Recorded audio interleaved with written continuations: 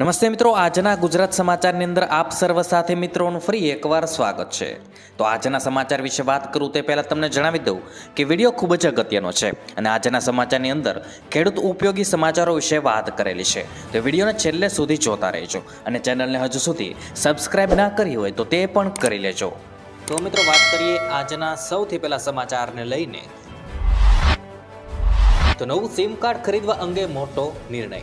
મિત્રો, દેશભરમાં સાયબર ફ્રોડના સામનો કરી રહેલા મોબાઈલ યુઝર્સને રાહત આપવા કેન્દ્ર સરકારે એક મોટું પગલું ભર્યું છે. ડિપાર્ટમેન્ટ ઓફ ટેલિકોમ્યુનિકેશન એટલે કે ડોટે નવા સિમ કાર્ડ નિયમો હેઠળ કડક પગલાં લાગુ કરવાનું શરૂ કર્યું છે. મિત્રો, જેઓ અન્ય વ્યક્તિના નામે સિમ કાર્ડ લે છે અથવા છેતરપિંડીનો SMS મોકલે છે તેમની સામે કડક કાર્યવાહી કરવામાં આવશે. તેઓને બ્લેકલિસ્ટ કરાશે અને 3 વર્ષ માટે નવા કનેક્શન પર પ્રતિબંધ મૂકવામાં આવશે. ત્યાર પછી મિત્રો મહત્વના સમાચાર વિશે આગળ વાત કરીએ. તો ઊંઝા માર્કેટયાર્ડમાં વરિયાળીના મુહૂર્ત સોદા. મિત્રો, ઊંઝા માર્કેટયાર્ડમાં નવી વરિયાળીની આવક શરૂ થઈ છે, જેના આજે મુહૂર્તના સોદા કરવામાં આવ્યા હતા, જે દરમિયાન વેપારીઓએ ઊંચી બોલી લગાવી હતી. મિત્રો, 20 કિલો વરિયાળીના 42,000 રૂપિયાનો ભાવ બોલાયો હતો, જે સામાન્ય ભાવથી ઘણો ઊંચો છે. મિત્રો, 20 કિલોનો રેગ્યુલર ભાવ આશરે 4,000ની આસપાસ હોય છે અને ઊંઝા માર્કેટયાર્ડમાં મધ્યપ્રદેશથી ખેડૂત પોતાની વરિયાળી લઈને આવ્યા હતા. ત્યાર પછી મિત્રો મહત્વના સમાચાર વિશે આગળ વાત કરીએ. તો ભૂપેન્દ્ર પટેલનો મોટો નિર્ણય.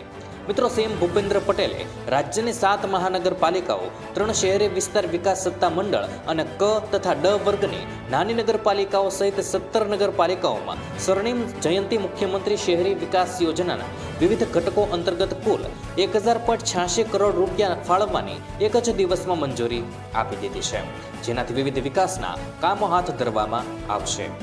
ત્યાર પછી મિત્રો મહત્વના સમાચાર વિશે આગળ વાત કરીએ. તો નવા વર્ષમાં મહિલાઓને ભેટ. મિત્રો, નવા વર્ષમાં મહિલાઓ માટે સારા સમાચાર આવ્યા છે. દિલ્હીની મહિલાઓને મુખ્યમંત્રી મહિલા સન્માન યોજના હેઠળ દર મહિને 1,000 રૂપિયા આપવામાં આવશે. તે જ સમયે નવા વર્ષથી મહારાષ્ટ્રની મહિલાઓને 1,000 રૂપિયાની જગ્યાએ 2,100 રૂપિયા મળી શકે છે.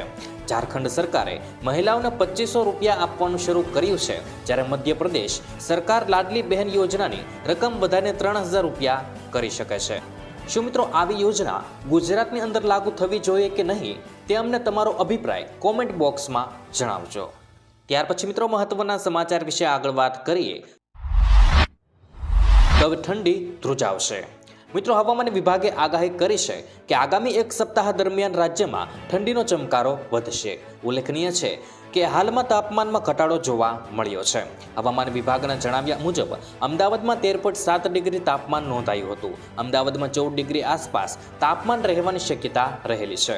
મિત્રો, 24 કલાકમાં 1.3 ડિગ્રી તાપમાન ઘટ્યું હોવાનું સામે આવ્યું હતું અને મિત્રો નલિયામાં સૌથી ઓછું 6.5 ડિગ્રી તાપમાન નોંધાયું હતું. ત્યાર પછી મિત્રો મહત્વના સમાચાર વિશે આગળ વાત કરીએ. તો ગુજરાતમાં 14.31 લાખ વિદ્યાર્થીઓ આપશે બોર્ડની પરીક્ષા. મિત્રો, ધોરણ 10 અને 12ની બોર્ડ પરીક્ષાના ઓનલાઈન ફોર્મ ભરવાની પ્રક્રિયા પૂર્ણ થઈ છે, ત્યારે રેગ્યુલર ફી બાદ લેટ ફી સાથે પણ મુદત આપવામાં આવી હતી અને જે પૂરી થયા બાદ અંતે ધોરણ 10 અને 12ના કુલ મળીને 14.31 લાખથી વધુ ફોર્મ ભરાયા છે. લેટ ફી સાથે 55,000થી વધુ ફોર્મ ભરાયા છે. મિત્રો, ધોરણ 10માં સૌથી વધુ 8.94 લાખથી વધુ વિદ્યાર્થીઓ નોંધાયા છે અને મિત્રો આગામી 27મી ફેબ્રુઆરીથી ધોરણ 10 અને ધોરણ 12ની બોર્ડની પરીક્ષા શરૂ થશે. ત્યાર પછી મિત્રો મહત્વના સમાચાર વિશે આગળ વાત કરીએ. તો જાણો અપાર કાર્ડના ફાયદા. મિત્રો, અપાર કાર્ડનો સૌથી મોટો ફાયદો એવા વિદ્યાર્થીઓનો થશે કે જેમના માતા પિતા નોકરીમાં વારંવાર એક રાજ્યમાંથી બીજા રાજ્યમાં ટ્રાન્સફર કરવામાં આવે છે. આ કાર્ડ દ્વારા આવા વિદ્યાર્થીઓને તેમની શૈક્ષણિક વિગતો સબમિટ કરવામાં કોઈ સમસ્યાનો સામનો કરવો પડશે નહીં. મિત્રો, અપાર કાર્ડમાં આધાર કાર્ડની જેમ જ 12 નંબર હોય છે અને આ ઉપરાંત તેમાં શિષ્યવૃત્તિ અને અન્ય પ્રકારના પ્રમાણપત્રો પણ વિશેની માહિતી જોવા મળતી હોય છે. ત્યાર પછી મિત્રો મહત્વના સમાચાર વિશે આગળ વાત કરીએ. તો યુપીઆઈ યુઝર્સ માટે મહત્વના સમાચાર. મિત્રો, રિઝર્વ બેંક ઓફ ઇન્ડિયા એટલે કે આરબીઆઈએ ફીચર ફોન યુઝર્સ માટે સજ્જ payment service UPI 123 penny transaction મર્યાદા વધારી છે. એટલે કે મિત્રો આજથી યુઝર્સ યુપીઆઈ 123 પે મારફત રોજના 10,000 સુધીની લેવડ દેવડ કરી શકશે. ફીચર ફોનના વપરાશ અને ઓનલાઈન પેમેન્ટની સુવિધા આપતા પ્લેટફોર્મ UPI 123 પે પર હવે યુઝર્સ મોટી રકમ ટ્રાન્સફર કરી શકશે. ફોનપે, ATM, ગૂગલ પે હેઠળ યુઝર સ્માર્ટફોન મારફત 1 લાખ સુધીના ટ્રાન્ઝેક્શન કરી શકશે. ત્યાર પછી મિત્રો મહત્વના સમાચાર વિશે આગળ વાત કરીએ. હવાઈ યાત્રા કરનાર માટે સારા સમાચાર. મિત્રો, રેલવે સ્ટેશનો બાદ વડાપ્રધાન નરેન્દ્ર મોદીની આગેવાની હેઠળની સરકારે એરપોર્ટ પર જનતા ખાના શરૂ કરે છે. આ પગલું પ્રવાસીઓ માટે વરદાન સાબિત થશે. ખાસ કરીને જેઓ ઘણીવાર તેમની મુસાફરી દરમિયાન બજેટ ફ્રેન્ડલી અને આરોગ્યપ્રદ ખોરાકના વિકલ્પો શોધવા માટે સંઘર્ષ કરે છે, તેના માટે આ બેસ્ટ રહેવાનું છે. આનાથી એરપોર્ટ પર ખાદ્ય પદાર્થો અને પીણાનું વધુ કિંમતની સમસ્યા પણ હલ થશે. ત્યાર પછી મિત્રો મહત્વના સમાચાર વિશે આગળ વાત કરીએ. તો મુકેશ અંબાણીની જીઓ યુઝર્સને ભેટ. મિત્રો, જીઓ તમને રિચાર્જ પ્લાનમાં 912.5 GB ડેટા ઓફર કરી રહ્યું છે. સૌથી સારી વાત એ છે કે આ પ્લાનમાં તમે દરરોજ 2.5 GB ડેટાનો ઉપયોગ કરી શકો છો. મિત્રો, આ પ્લાનમાં તમને હાઈ સ્પીડ ઇન્ટરનેટનો લાભ મળે છે. પ્લાનમાં અનલિમિટેડ કોલિંગ અને દૈનિક 100 SMS ઉપલબ્ધ છે. મનોરંજન માટે આ પ્લાનમાં તમને જીઓ સિનેમાનું ફ્રી સબસ્ક્રિપ્શન મળી રહ્યું છે. આ સિવાય તમને જીઓ ટીવી અને જીઓ ક્લાઉડ એક્સેસ પણ મળી રહ્યું છે. ત્યાર પછી મિત્રો આગળ વાત કરીએ. તો 1 જાન્યુઆરી એટલે કે મિત્રો આજથી નવું વર્ષ 2025 શરૂ થઈ રહ્યું છે. અને મિત્રો આ નવા માસની શરૂઆતથી જ નિયમોમાં મોટો ફેરફાર થઈ રહ્યો છે.